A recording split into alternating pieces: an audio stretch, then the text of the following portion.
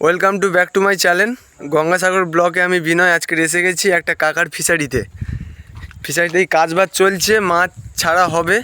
এই January first month থেকে ফিশারিতে মাছ ছাড়া হবে, মাছ, কাঁকড়া, বাগদামিন। এই ফিশারির কাজ চলছে। এবার আমাদের কাছে একটা জেঠু মাননীয় অশ্বিনী কুমার গিরি মহাশয় আমাদের কাছে উপস্থিত আছেন। ইনার ফিশারি আছে অনেক বড়, এবং কাকাবাবুরও আছে অনেকটাই বড়।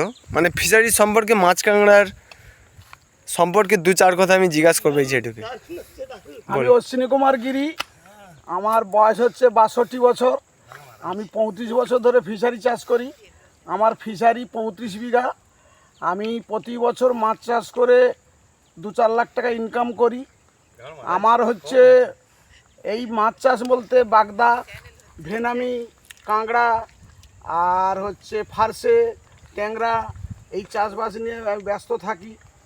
এবার এই চাষ আমার হচ্ছে দীর্ঘদিনের, আমি পুরনো চাষি। এ সম্পর্কে যদি আরও কিছু বলতে হয় পরে বলবো, এই পর্যন্ত আমি বললাম। আপনার কি মাছ চাষ করতে ভালো লাগে?